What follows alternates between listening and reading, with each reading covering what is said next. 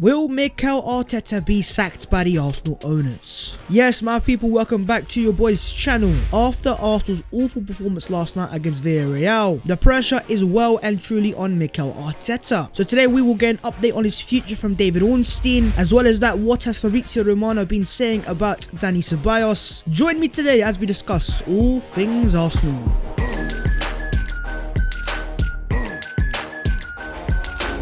Yo, what is going on, guys? My name is Babs14 and welcome back to your boys channel. Last night was simply embarrassing, but the question for you guys today is, if Arsenal do sack Mikel Arteta, whenever that is, who would you like to see as a potential replacement? Lads, let me know your thoughts down below and let's go. Right, first things first, let's get an update on Mikel Arteta's Arsenal future. I'm not gonna lie to you right now, this is very difficult for me. As you guys know, I have been a fan of Mikel Arteta. I have liked what he's done in terms of last season, the FA Cup final, and then some of the big games we've turned up. But this season has been nothing short of an embarrassment.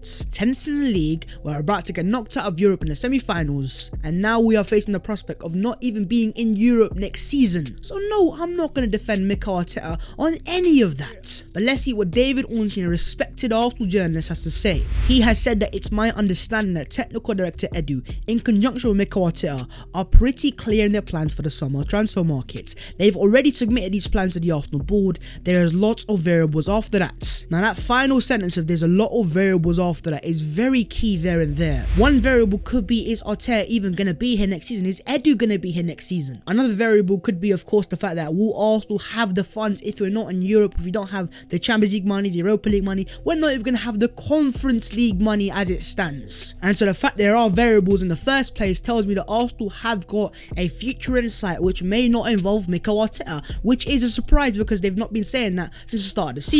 Hold it right there. Before we proceed, if you guys can go down there and show some love to the video, smash it a like and don't forget to subscribe to your boy if you are new as well. We are on the road to 40k and we're so close to 37,000 subscribers, so if you could subscribe, I would massively appreciate that. Cheer your boy up. But he has also said, interesting from Arsenal's perspective, they don't think the European status will have too much of a bearing on what they want to do, and they might hint at the idea that the ownership, the Cronkies, could help in the transfer market financially again. So now what we're getting from David Ornstein is that Arsenal's owners might have to intervene in the summer because we won't have that European money, and maybe the owners are going to have to inject that cash. Do you guys in the comments seriously believe that this is the year that Stan Kroenke invests money into Arsenal? Let me know your thoughts down below. But for me, the main question is, will the Cronkies look at Mikel Arteta as the right man to lead Arsenal forwards? The owners are under massive gargantuan pressure as it stands. There have been protests outside their ground saying Kroenke out. The fans are making it clear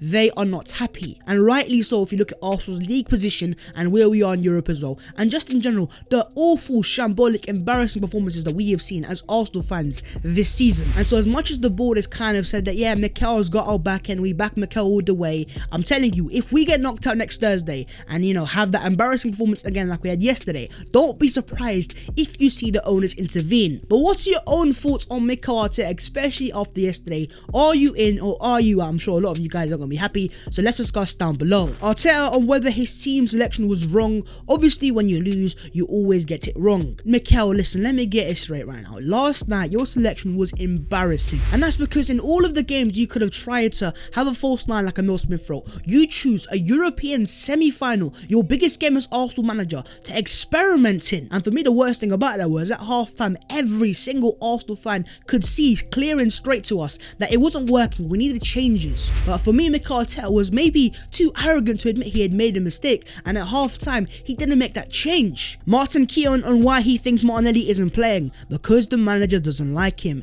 It's as simple as that. When he came into the team, I thought he did a great job. Not only was he making runs down the middle, but he was coming back. He was like a Duracell battery. I'm not going to criticize Arteta for not playing Aubameyang and Lacazette because they weren't not fit. But when you have a striker like Martinelli, who you've admitted yourself that he's training hard, he's doing all he can in training to play for Arsenal Football Club, and every time he comes onto the pitch, he shows the desire to get onto the ball, to make things happen. What has he done against you? What has he said to the fans or to the media or to yourself that you don't like Martinelli right now? One player who did turn up on the day was Nicolas Pepe.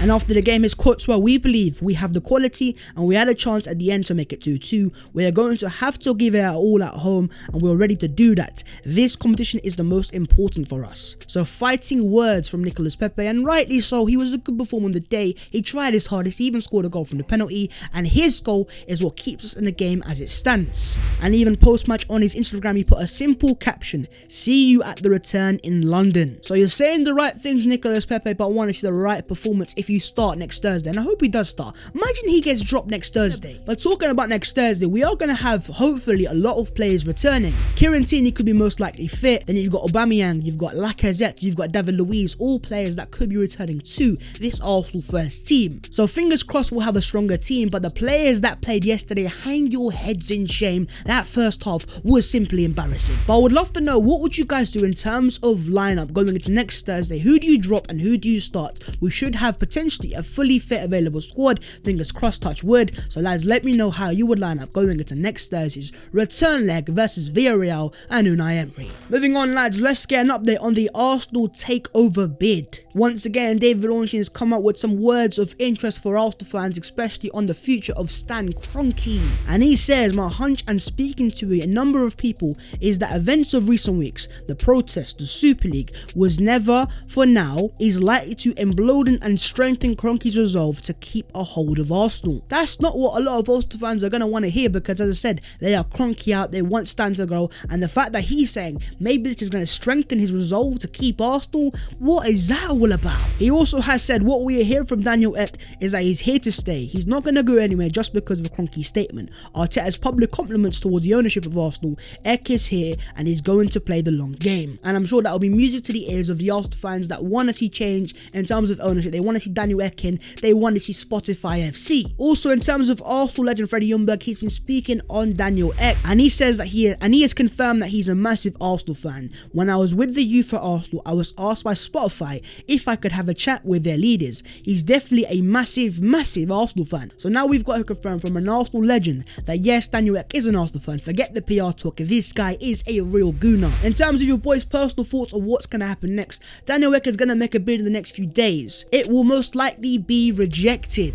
But now that fans can publicly see there's another person out there that wants to run Arsenal Football Club, the pressure will now fall onto the current owners, Stan Kroenke and Josh Kroenke. Whether they will subside to the Arsenal fan pressure and sell the club, we're going to have to wait and see. Or will they try to find a way to kind of give fans what they want and spend the money in summer, and maybe what some fans want to see, and that sack Mikel Arteta? We're going to have to wait and see. It is a very interesting time, let's just say, as an Arsenal fan, as it always is, you know what I mean? It's nothing new here. Is it the hope that kills you as an Arsenal fan? We are going to have to wait and see. But lads, let me know your own thoughts on this ownership change, and do you think Stan Kroenke is going to sell Arsenal this summer? And finally, let's get into the other Arsenal news today. And first things first, the spinning fidget spinner and Dani Ceballos, he had an awful performance yesterday. He got red carded. What's the update on his future? Fabrizio Romano has said Dani Ceballos is expected to leave Arsenal at the end of the season.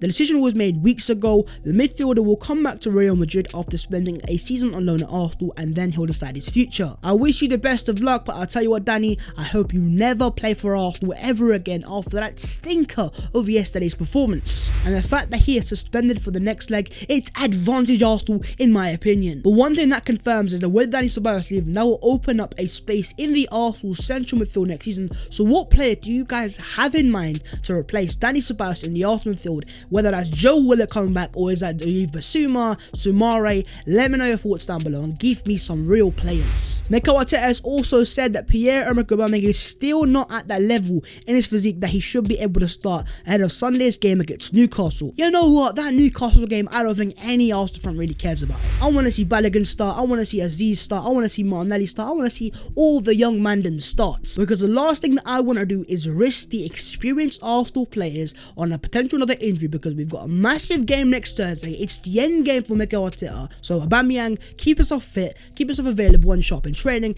and hopefully you are available to rescue us next Thursday. But who would you guys play in that game against Newcastle on Sunday? Would you play the youngsters, or would you play the more experienced players? What about Kieran Tierney? Would he start? Would he be on the bench? Let me know your thoughts down below. And finally, Arsenal have put out a statement today saying enough is enough, #stop online abuse. This is an initiative that all the big sporting clubs are taking, where they're going to take the next 2 days off social media to boycott against online abuse. And I definitely appreciate that, Arsenal. But how about you guys stop abusing our eyes with your awful performances every single week? I would appreciate that. Do you guys think Arsenal Arsenal can still progress into the next round of the Europa League? Let me know your honest predictions down below in the comments. This is going to be very interesting. But there you guys go, that is the video there and there. If you have enjoyed the thing, make sure to go down there and smash that like button. Don't forget to subscribe to the boy if you're new, and let me know your thoughts down below in the comments as always. If you want to, please do follow your boy on the social media and that, Twitter, Instagram, and so on and so forth.